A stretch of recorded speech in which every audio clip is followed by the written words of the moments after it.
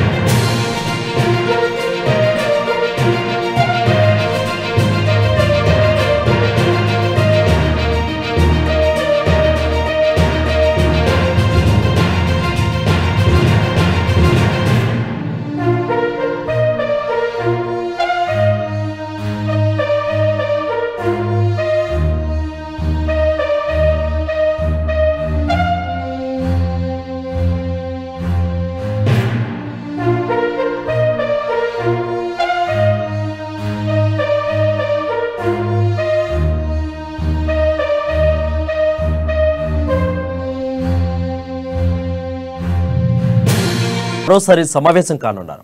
ఈ సమావేశానికి 26 పార్టీల నుంచి 53 మంది ప్రతినిధులు హాజరు కానున్నారు. ఈ నెల 20న ప్రారంభం కానున్న పార్లమెంటు సమావేశంలో అనుకున్న వ్యూహంతో పాటు 2024 ఎన్నికల్లో ఎంపీ సీట్ల కేటాయింపు, ఉమ్మడి ఐక్య కార్యాచరణ విషయమై చర్చించుతున్నారు. దీనిపై మరింత సమాచారం మా ఢిల్లీ ప్రతినిధి రాజ్ అందిస్తారు. రాజ్, చెప్పండి. యూపీకి సంబంధించినటువంటి మీటింగ్ నిన్న స్టార్ట్ అయింది. నిన్న ఫార్మల్ గా జరిగినటువంటి ఈ సమావేశంలో పలు కీలక అంశాలపై చర్చించడం జరిగింది. అయితే దానికి ఒక తుది రూపు తీసుకొని రావడానికి ప్రస్తుతం మరోసారి ఈ పూర్తి స్థాయిలో సిద్ధమవుతోంది. 11 గంటలకు ప్రారంభమయ్యే ఈ మీటింగ్ లో అన్ని పార్టీలకు చెందినటువంటి ప్రతిపక్షాల్లోని మెజారిటీ పార్టీలకు చెందినటువంటి లీడర్స్ లో సమావేశం కానున్నారు. దీనిలో కామన్ నిర్ణయం ప్రోగ్రామ్ ఏదైతే వచ్చే సార్వత్రిక ఎన్నికల్లో ఏ రకంగా ముందుకు వెళ్ళాలి, అధికారంలో ఉన్న బీజేపీని ఏ రకంగా ఎదుర్కోవాలని దానిపైన చేయనున్నారు.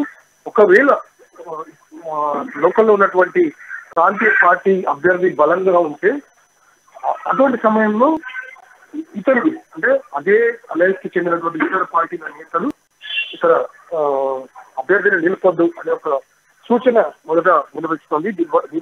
దీని వల్ల ఓట్లు సులువు, అలాగే సీట్లు పెరుగుతాయనే ఒక సూచన కనిపిస్తుంది. దీనిపై ఈ రోజున స్పష్టత వచ్చే అవకాశం ఉంది.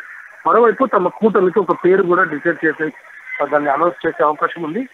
వచ్చే ఎన్నికల వరకు వరుసగా ప్రజా క్షేత్రంలో వెళ్ళి ఏ రకంగా ప్రజలతో కనెక్ట్ కావాలి, అలాగే ఈ మధ్య జరుగుతున్న పరిణామాలు మహారాష్ట్రలో పార్టీలను చీల్చినటువంటి కేంద్రానికి ఏ రకంగా బుద్ధి చెప్పాలనే దానిపై కూడా ఈరోజు చర్చించనున్నారు.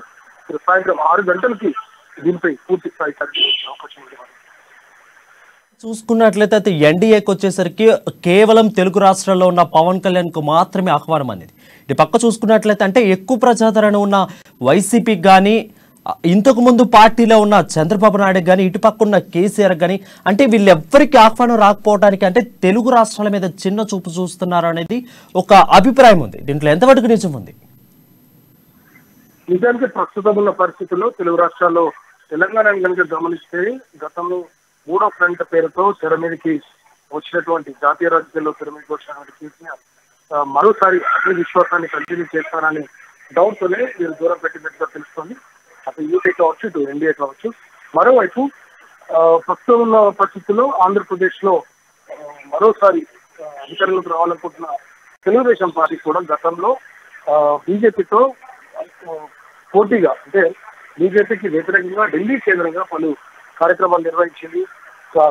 నాయకులు కూడా చాలా పెద్ద ఎత్తున బీజేపీ అగ్రనేతలపై కూడా మాటలు యుద్ధం చేశారు. ఇటువంటి పరిస్థితుల్లో మరోసారి టీడీపీని తీసుకునే అవకాశం కనిపించడం లేదు. ఇక వైసీపీ బిల్లుల పరంగా నేరుగా మద్దతు ఇవ్వకుండా బిల్లుల పరంగా ఆ, అనవసరాల కోసం అంటే ప్రాంతీయంగా తను బలంగా ఉండాలి కాబట్టి కేంద్రంతో తన సంబంధాన్ని ఈ బిల్లులో పాసింగ్ ఈ విషయంలో మాత్రం తన ఓటు కేంద్రానికి మద్దతుగానే ఉంటుందని ఆ, తెలిపినట్టుగా తెలుస్తుంది. ఇల్లు వల్లే ఈ రెండు రాష్ట్రాల్లోనూ తెలుగు పార్టీల నుండి ఎవరు హాజరు కావట్లేదు ఈ రెండు మీటింగ్లు కూడా. మరోవైపు పవన్ కళ్యాణ్ మాత్రం ప్రత్యేకంగా ఆహ్వానించబడ్డారు. తనకు ఈ రోజున తను ఎన్డీఏ మీటింగ్ లో హాజరవుతున్నారు.